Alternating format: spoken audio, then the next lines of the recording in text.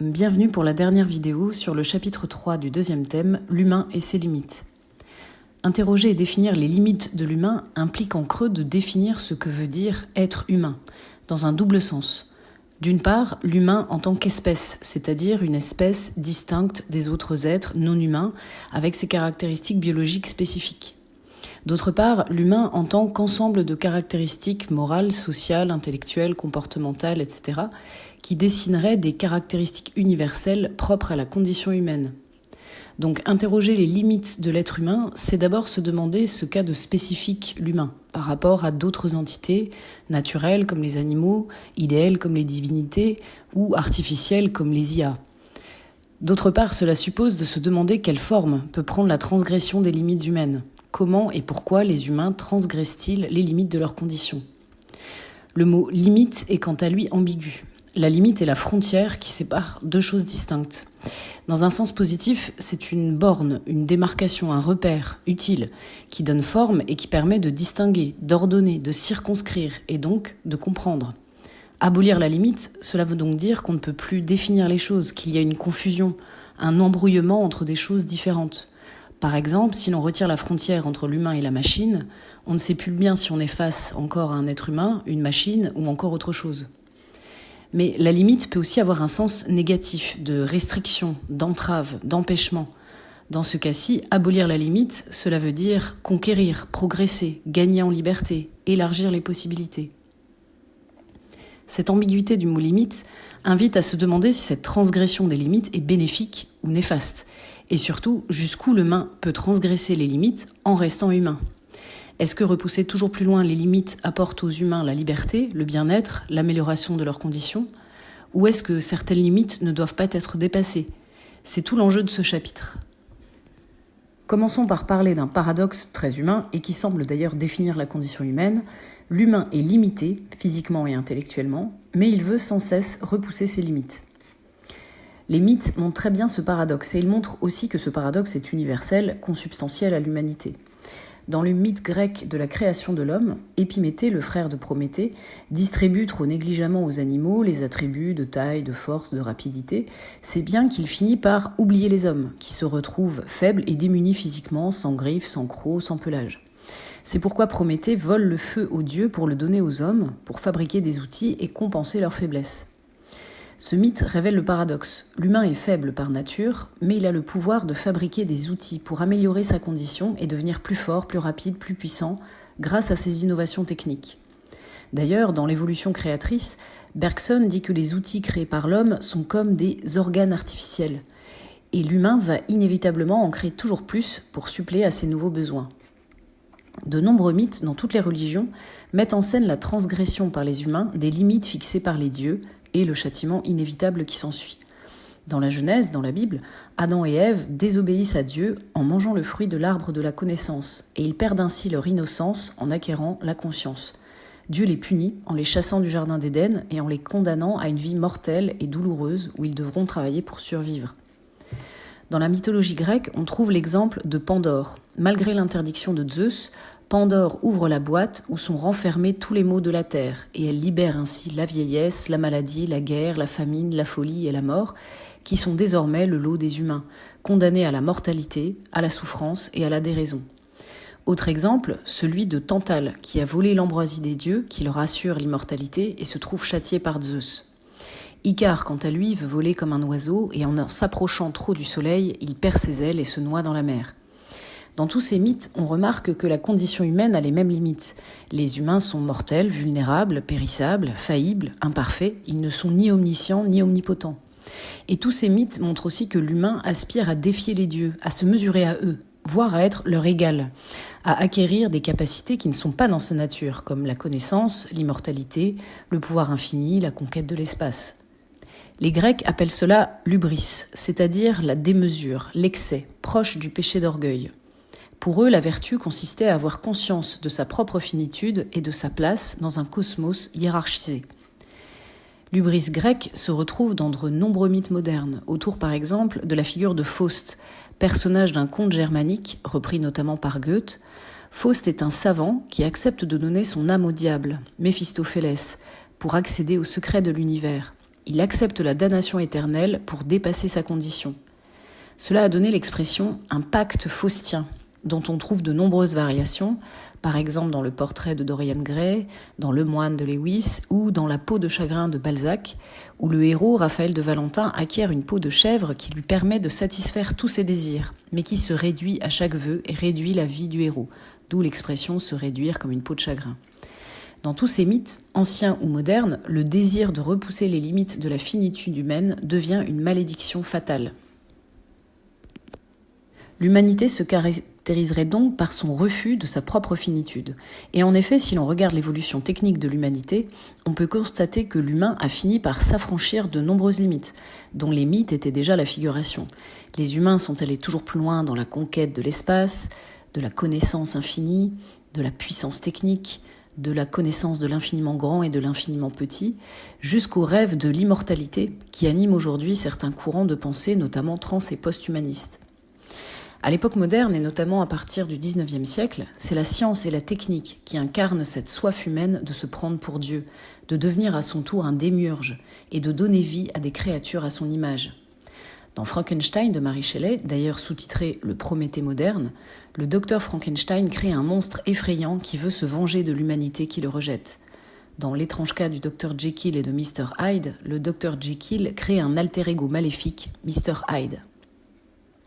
Dans L'Ève future de Villiers de l'Isle-Adam, le savant Edison fabrique une femme artificielle, ce qui peut rappeler le mythe de Pygmalion qui tombe amoureux de sa sculpture Galatée, à qui Aphrodite donne la vie. Avec les débuts des genres de la science-fiction, du fantastique et de l'épouvante au XIXe siècle, naît donc un nouvel archétype, le savant fou. Un scientifique mégalomane qui se prend pour Dieu sans en mesurer les conséquences. On peut penser au docteur Moreau de Wells qui fait des expériences pour transformer des animaux en humains, ou au film Metropolis de Fritz Lang où le savant Rogvang crée des robots humanoïdes qui finissent par tuer les humains. Cela rejoint la question actuelle du clonage et de la manipulation génétique, notamment le clonage de cellules humaines, qui pose aujourd'hui des questions éthiques et des controverses dans le champ scientifique. Ainsi, il semble que la soif d'innovation technique fasse partie de la nature humaine, comme le montre le roman de science-fiction Ravage. Dans une société futuriste où tout est mécanisé, une panne mondiale d'électricité plonge l'humanité dans le chaos, dont les quelques survivants reconstruisent une civilisation agricole archaïque. À la fin du roman, un personnage réinvente sans le savoir la machine à vapeur. Le roman semble dire que l'humain ne peut pas s'empêcher d'innover et d'inventer pour repousser les limites de sa condition, quand bien même ce refus des limites conduirait à son propre anéantissement. Ce roman pose donc la question du caractère bénéfique ou néfaste du progrès technique. Est-ce que le progrès infini améliore la condition humaine ou est-ce qu'elle met en danger les humains ? La quête de progrès fait partie de notre modèle occidental moderne. Je vous renvoie à mes autres vidéos où j'évoque la conception progressiste de l'histoire chez Hegel notamment. Condorcet, par exemple, dans son esquisse d'un tableau historique des progrès humains, défend l'idée de la perfectibilité humaine. Grâce au progrès des sciences, les humains peuvent atteindre davantage d'égalité, de bien-être, et le progrès technique est alors synonyme de progrès moral et social. Au XIXe siècle, le progrès technique est célébré comme un formidable moyen d'accroître les possibilités humaines. On retrouve cette célébration notamment chez Jules Verne, par exemple dans De la Terre à la Lune ou dans 20 000 lieues sous les mers. Mais à partir du XXe siècle et l'usage néfaste de la science et de la technique, avec notamment les catastrophes nucléaires d'Hiroshima et de Nagasaki ou l'eugénisme nazi, la question des bienfaits du progrès technique et de la rationalisation scientifique de la vie humaine se pose. Ce n'est plus tellement la question de « est-ce que le progrès infini est possible ?» que « est-ce que le progrès infini est souhaitable ?» qui se pose. Dans Le principe de responsabilité, Jonas, un philosophe allemand, montre que le progrès a un coût, un prix à payer, et que ce coût ne fait qu'augmenter avec le progrès. En littérature, le genre de la dystopie pose cette question des dérives du progrès sans fin, en mettant en scène des sociétés cauchemardesques où le progrès technique, au lieu d'aboutir à plus de confort et de liberté, a abouti à l'aliénation et l'asservissement des humains.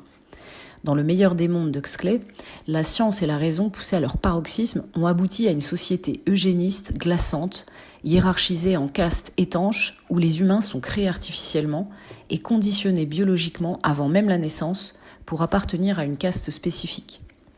On observe ce même genre de société eugéniste et hyper rationalisée dans le film Bienvenue à Gattaca, où les enfants nés naturellement sans sélection génétique sont appelés des invalidés et sont condamnés à l'ostracisme et à l'infériorité sociale.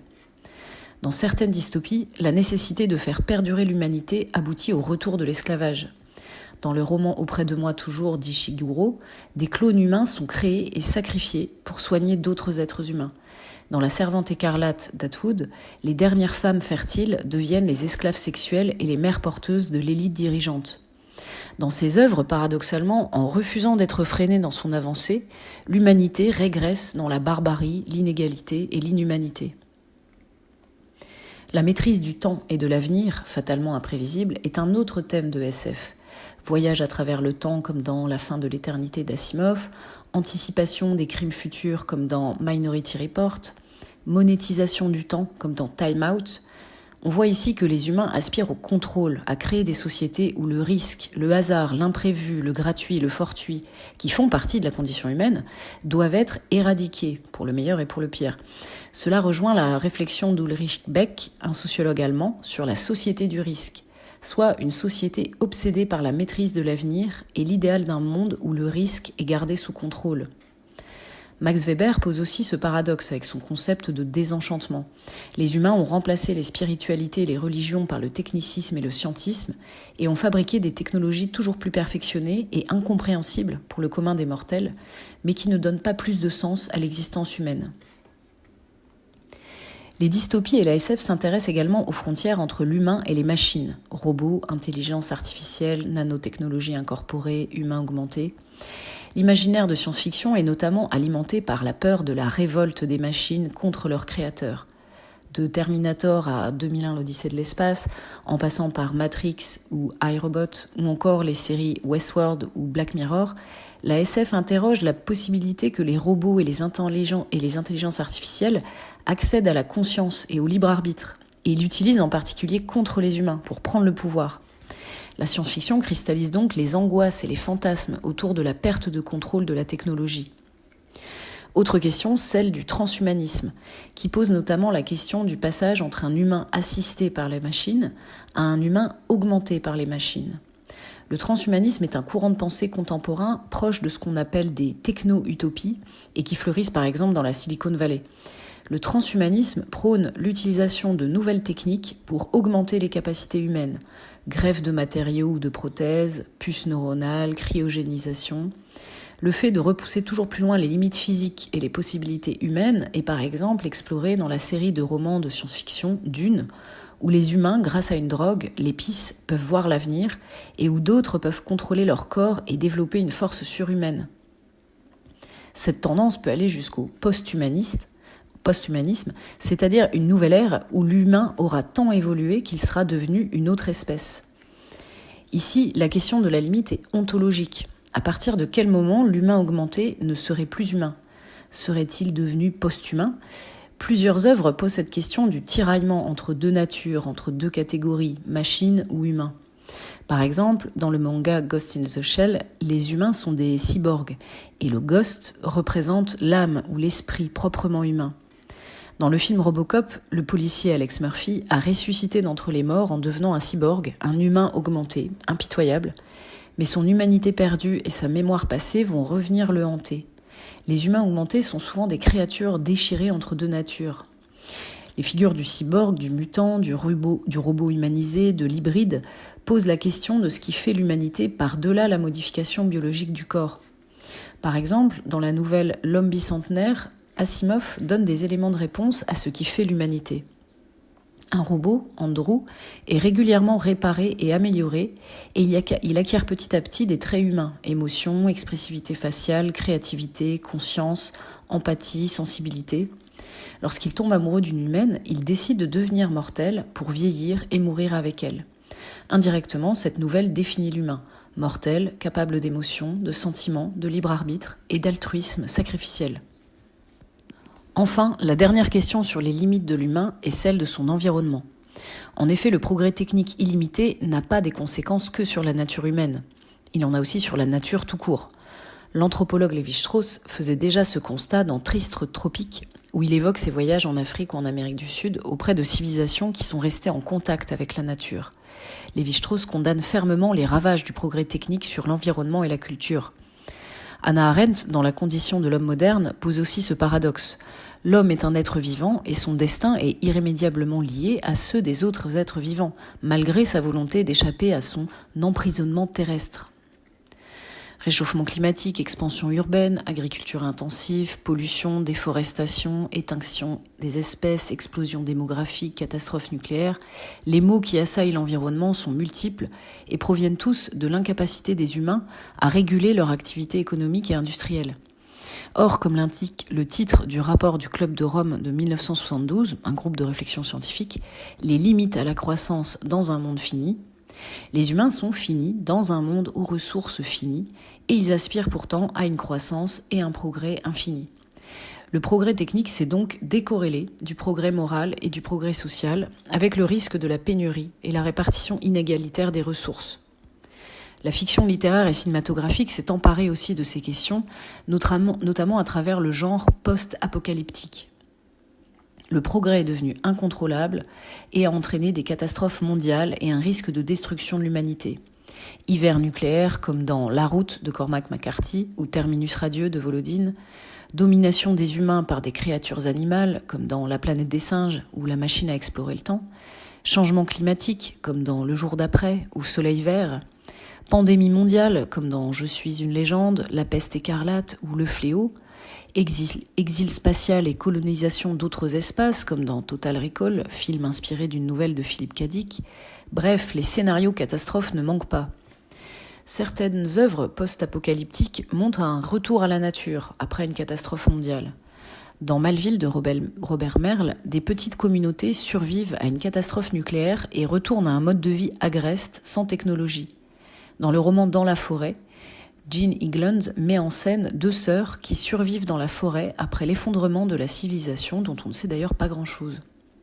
Toutes ces œuvres questionnent la possibilité pour l'humanité de perdurer au-delà de l'effondrement de la civilisation actuelle, mais surtout elles mettent en garde contre la transgression des limites de notre environnement qui finira par se retourner contre l'humanité. En conclusion, interroger les limites de l'humain permet plusieurs constats. D'une part, cela permet de définir l'humain, qui est un être mortel, marqué par sa finitude physique et intellectuelle, mais aussi par sa faculté créatrice, sa capacité d'invention et d'innovation, qui l'ont conduit à améliorer toujours plus ses technologies pour suppléer ses imperfections natives. La comparaison avec d'autres entités comme les intelligences artificielles permet aussi de définir l'humain comme un être de conscience, d'émotion, de créativité et d'empathie. D'autre part, la faculté d'innovation des humains les conduit à outrepasser toujours plus loin les limites de leurs conditions, à la poursuite d'un fantasme de toute puissance, de contrôle total et de progrès illimité. Or, ce fantasme recèle des dangers pour les humains en tant que société, mais aussi en tant qu'espèce vivante, tout autant que pour l'environnement et les autres espèces. La série de vidéos de cours est achevée, je vous dis donc bon courage pour le bac.